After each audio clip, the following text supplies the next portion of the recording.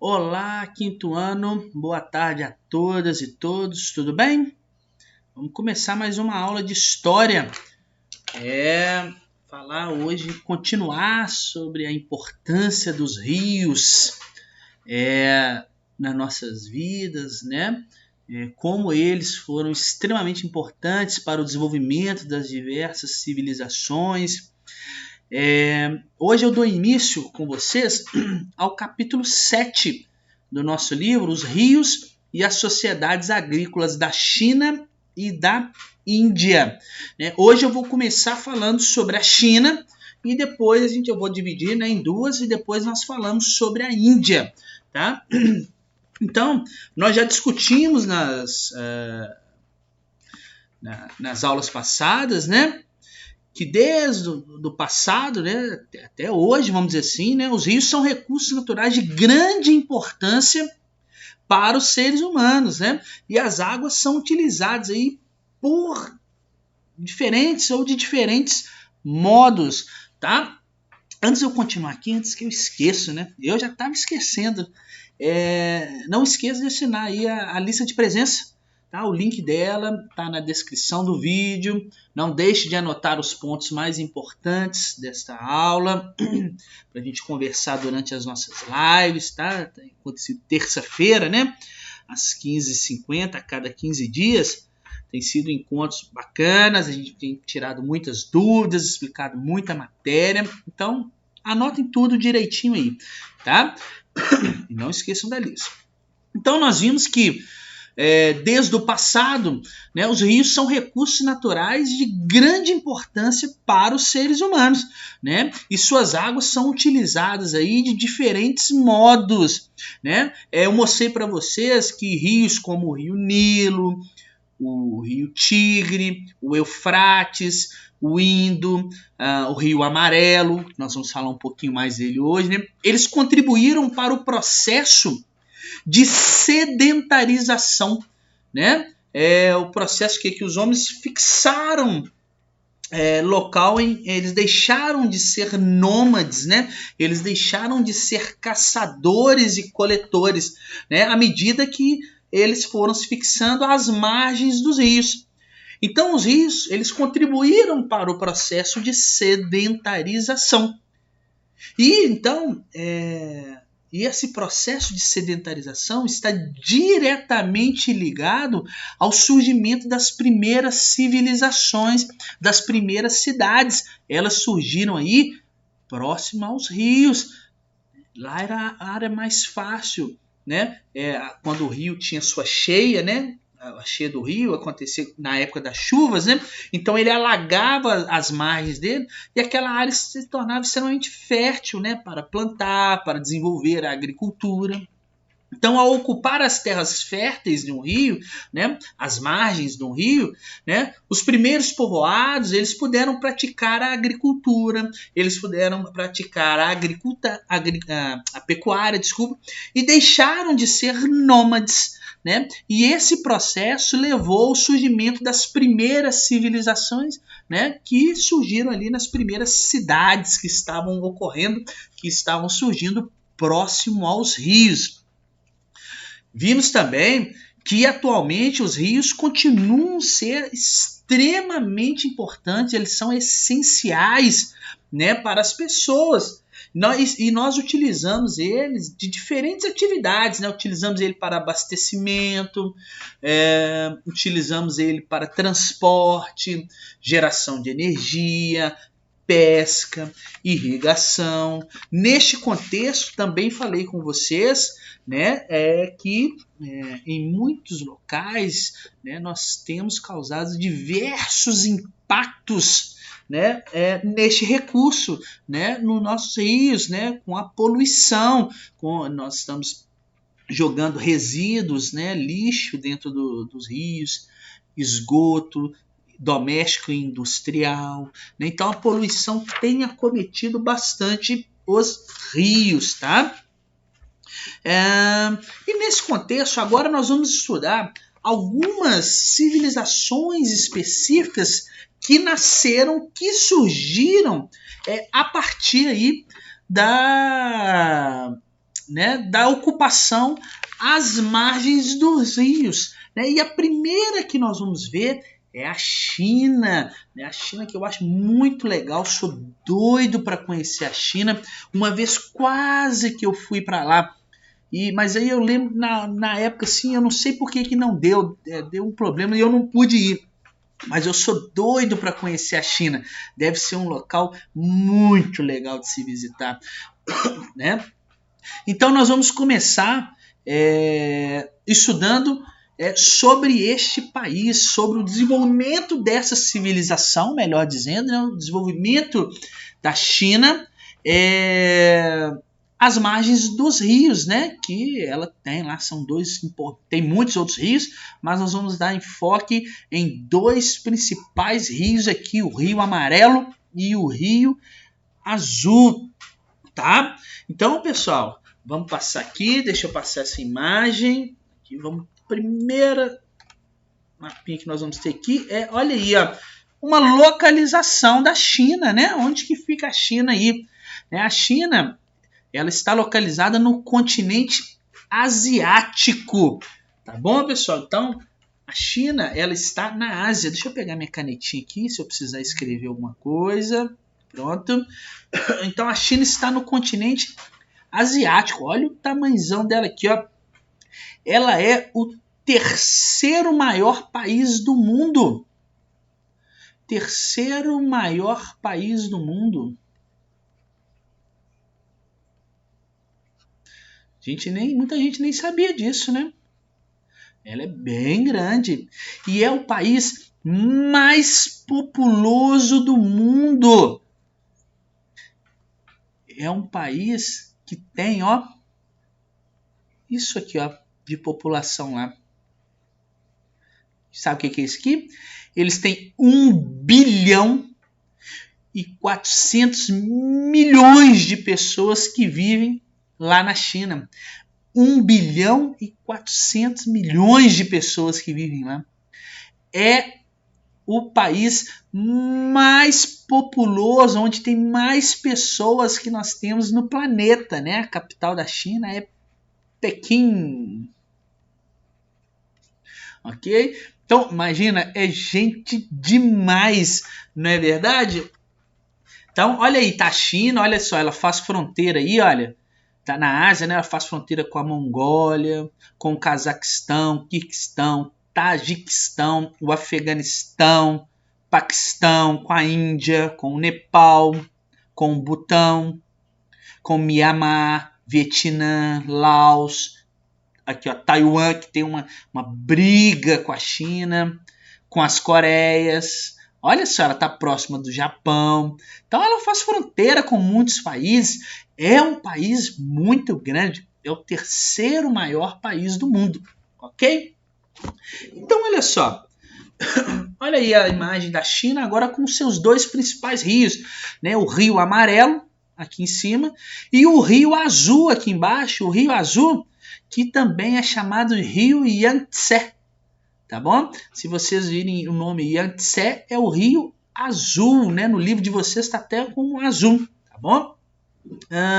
Então, nós vimos, né, que os rios eles foram extremamente importantes para o surgimento das civilizações.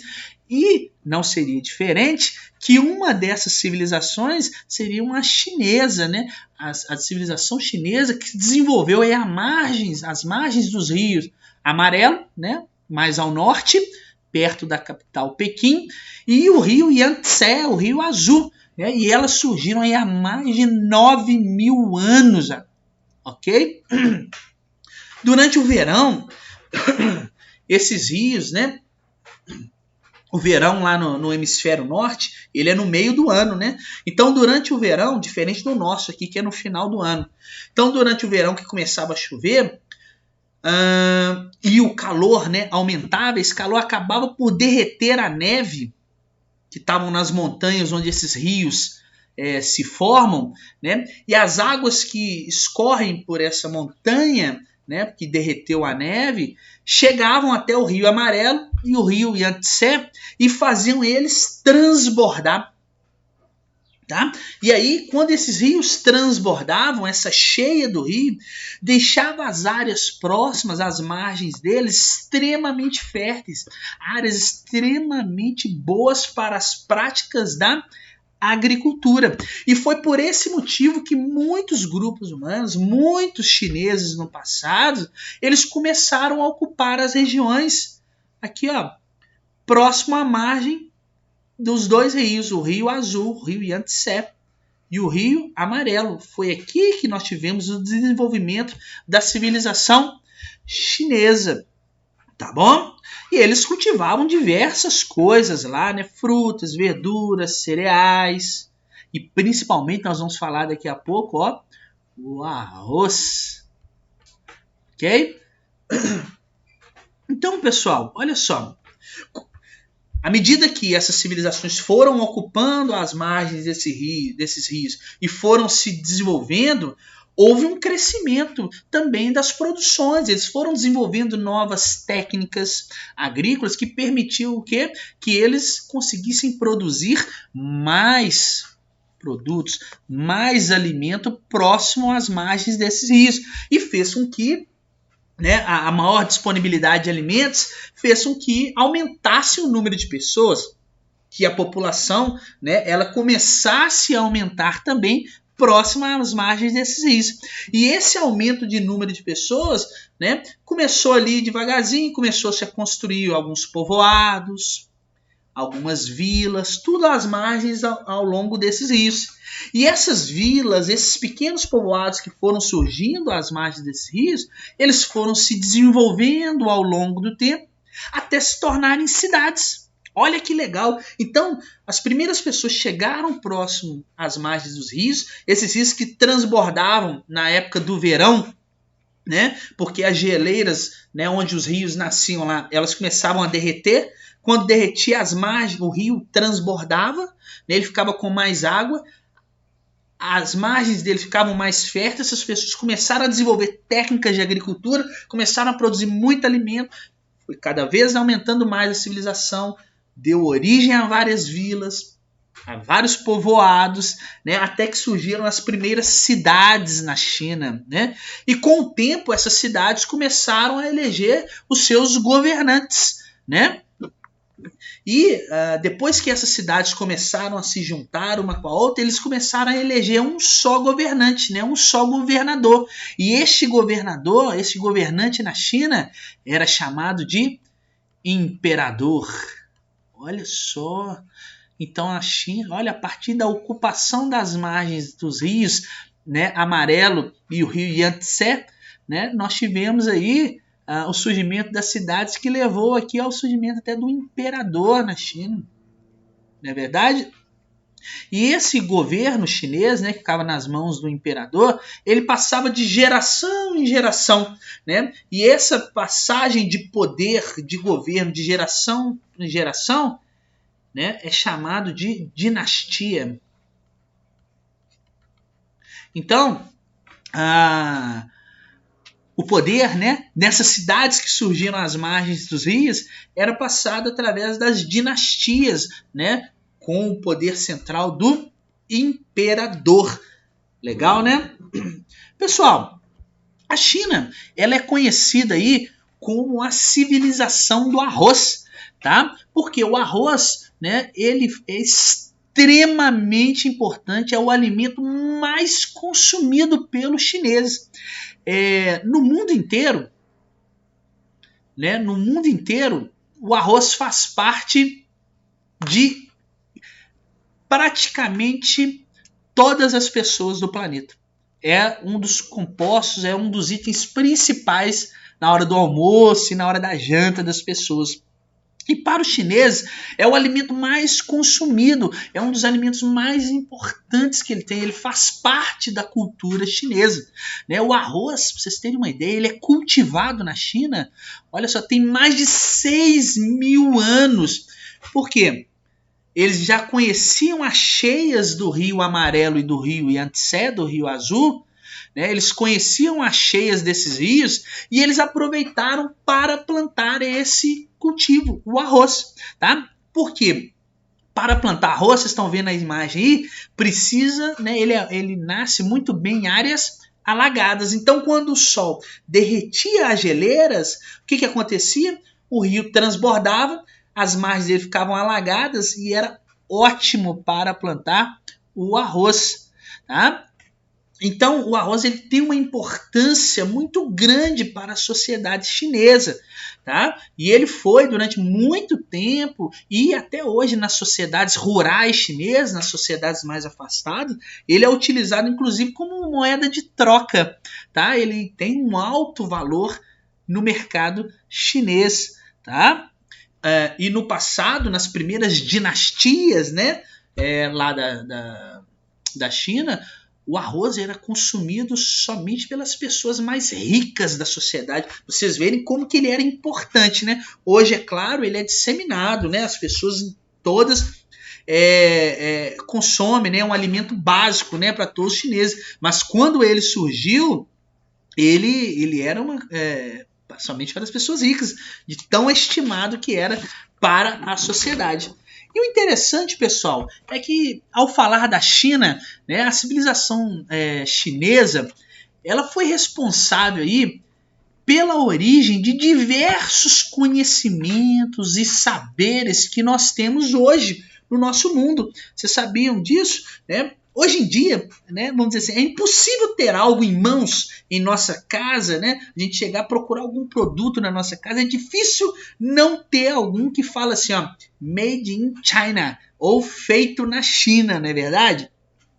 Tem até um ditado popular, um dito popular aí que o pessoal gosta de brincar, que fala assim, Deus criou o mundo e o resto foi feito na China. Eles brincam assim, por quê? A China contribuiu muito, né, para os saberes que existem hoje no mundo, os conhecimentos hoje, né, vieram em grande parte da China antiga. E hoje, claro, com a modernização que a China está passando, né? Pra vocês terem uma ideia, olha aí, talvez muitos de vocês não saibam onde surgiu, mas o papel é uma invenção chinesa, a pólvora, a bússola, os sinos, a pipa, sabe pipa? Soltar pipa. A pipa é uma invenção chinesa. Os fogos de artifício, dominó, deixa eu ver mais, jogos de carta, a tinta, o papel moeda, esse dinheiro que você conhece hoje, assim, o papel, né, moeda, como se conhece, foi inventado na China. O macarrão, que é uma delícia, foi inventado na China. O cardápio, quando você chega no restaurante e pede o cardápio, não existia, foi inventado na China. Então, percebam que a China, né, a sua civilização, né, os saberes chineses, eles foram responsáveis aí pela origem de diversos conhecimentos que nós temos hoje no planeta. Esses saberes, eles influenciaram a cultura de outros povos e influenciam até os dias de hoje, para vocês terem uma ideia. Não é verdade? Então, pessoal, olha só. Sobre a China, né, eu queria que vocês soubessem isso. Os dois importantes rios, né, o Rio Amarelo e o Rio Azul. Agora, olha que legal, eu trouxe aqui eu vou passar um trechinho para vocês de um documentário, né, falando um pouquinho sobre o rio Yangtze, né, sobre o rio chinês aí, sobre o rio azul, né? Nós temos o Rio Amarelo, mais ao norte, e o Rio Azul, né? O Rio Yangtze. E olha que legal essa reportagem que foi do Fantástico, tá? Vamos ver ela juntos aqui. Deixa eu ver se ela vai passar, né? Cadê? Como que ela passa? Meu Deus. Pera aí. Vamos lá, vamos passar ela agora, ó. Eu vou precisar arredar isso aqui um pouquinho pro lado aqui. Eu vou deixar aqui, depois eu volto. Eu estou exatamente em Marrakech e vocês vão descobrir junto comigo o que estar em Marrakech. A gente vai agora para o alto do Himalaia, uma paisagem impressionante. Opa, desculpa.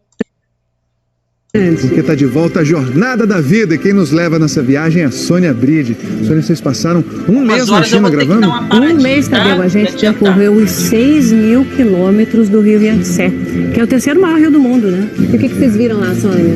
A gente viu muita coisa. Esse rio é o berço da civilização chinesa. Então nós encontramos traços de uma cultura muito antiga, mas também cidades modernas, com soluções inteligentes, com alta tecnologia. Essa viagem foi assim, como sair do passado para o futuro. Tô louco pra ver já. Vamos lá, vamos agora embarcar na nova temporada da Jornada da Vida.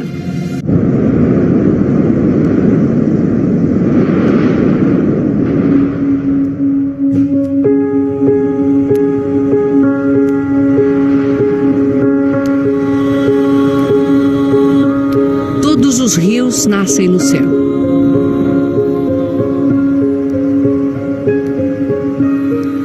O Yangtze toca o chão em flocos de neve no alto do Himalaia, a maior cadeia de montanhas do planeta.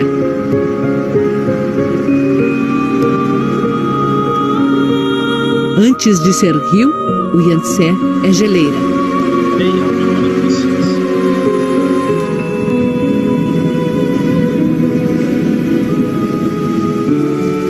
Na primavera se derrete em milhares de pequenos córregos que descem as montanhas.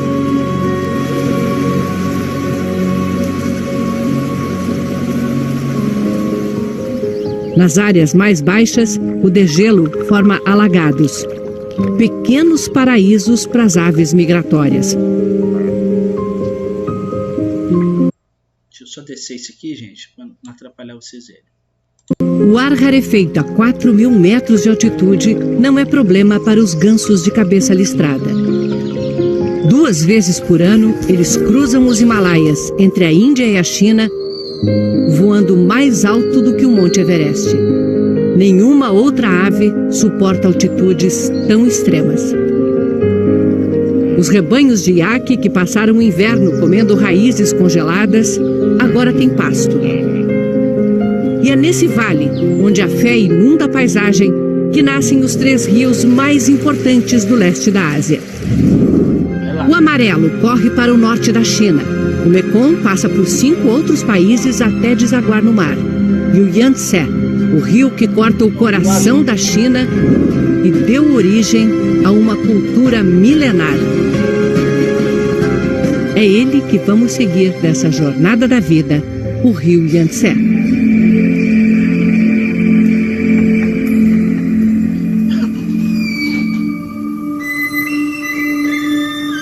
Estamos em Yushu, província de Qinghai, parte do antigo Tibete. No alto das montanhas, bandeirinhas de oração. Em cada uma está escrito um mantra. Vamos ver um pouquinho da cultura chinesa aí, vocês verem que legal. As palavras de Buda para serem levadas pelo vento.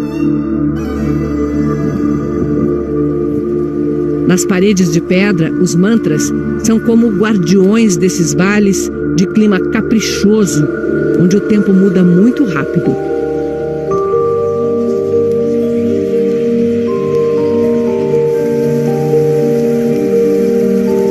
No budismo, as orações são para todas as pessoas e todos os seres vivos. Estão nos locais de passagem para que o viajante receba as bênçãos e leve-as consigo. Nas margens, as pessoas posicionam pedras esculpidas com o mantra do Buda da compaixão, os manis. Eles acreditam que quando a água subir no verão, os manis vão abençoar o rio e todas as criaturas que vivem dele.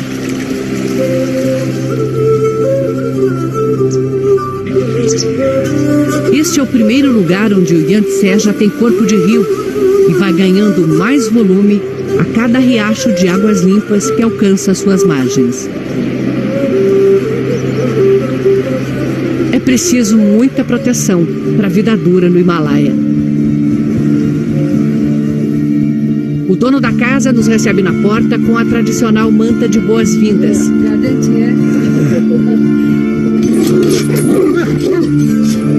O casal nos convida para o almoço, na casa que tem um colorido aconchegante. Enquanto comemos biscoitos da sorte, a senhora Yamakaiku alimenta o fogo com esterco seco de iaque. Iaque é tudo aqui. A carne que cozinha na água e recheia os bolinhos feitos no vapor. A manteiga que dá substância para o chá. Tanta fartura por causa das visitas. A carne cozida tem sabor forte. Mas as lascas finas da carne congelada têm um salgadinho natural. Quando eu vou para outros lugares, não me sinto tão bem quanto aqui. Eu gosto de morar perto do rio. Passei a minha vida toda aqui. Os iaques e a fé são a base da vida nessas montanhas. Os budistas acreditam em sucessivas reencarnações. Eu vou dar uma parada aqui agora, vou adiantar um pouquinho, para vocês verem mais um pouquinho do rio. Tá? Vamos lá. Passar.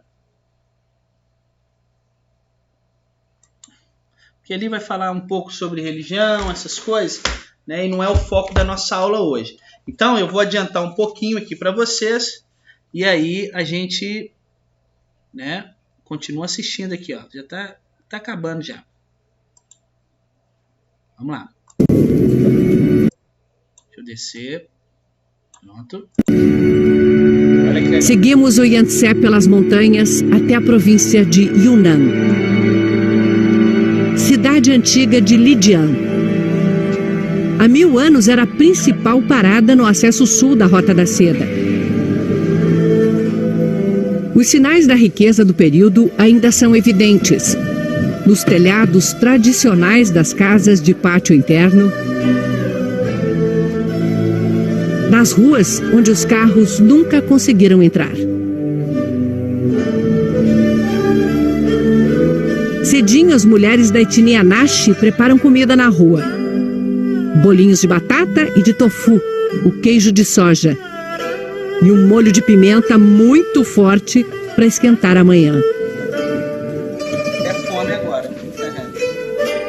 Por toda a cidade, água limpa do rio corre em canais milenares e alimenta os poços da cidade antiga. São sempre 3. Os formatos variam, mas a lógica não. O primeiro poço recebe água limpa que todos podem pegar para beber.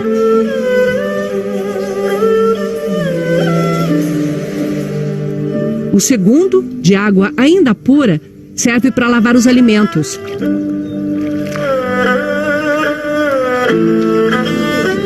E só no terceiro pode-se lavar louça, roupa, utensílios.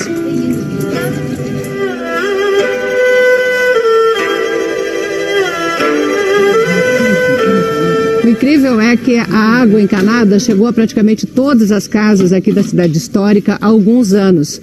Só que essa é uma tradição de 8 séculos e as pessoas ainda confiam mais na água dos poços do que naquela que sai da torneira. O povo Naxi desenvolveu uma cultura rica que quase desapareceu, mas começa a ser resgatada. Num casarão, mulheres reunidas em torno dos fios de seda. Uma escola de bordados. Mulheres pobres do campo passam meses aqui aprendendo a técnica. A professora se emociona quando fala sobre o impacto que a chegada de uma bordadeira tem numa vila do interior. Se isso significar uma ajuda financeira para elas, então o nosso trabalho se cumpre.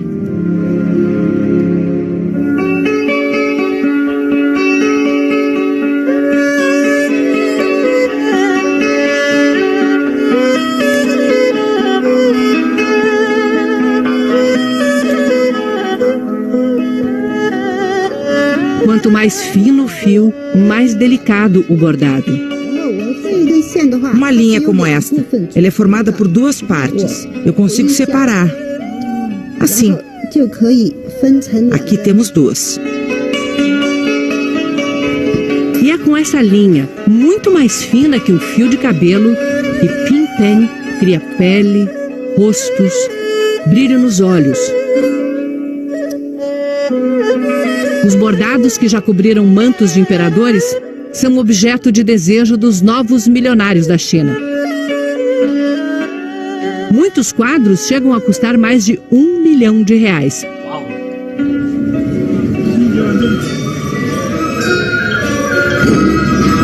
Num teatro pequeno, uma música ainda mais antiga do que a cidade. Alguns dos instrumentos só existem aqui. A música de orquestra Nashi já foi o deleite de uma cultura na qual as mulheres cuidavam dos negócios e os homens só se dedicavam às artes. Todos os músicos estão na faixa dos 70 anos. A música Nashi vai viver enquanto eles fizerem ecoar esses acordes nas margens do Yangtze. Nas curvas perigosas do rio, os povos antigos construíam torres que serviam como faróis para os navegantes. Mas os chineses se sentiam protegidos de formas mais misteriosas.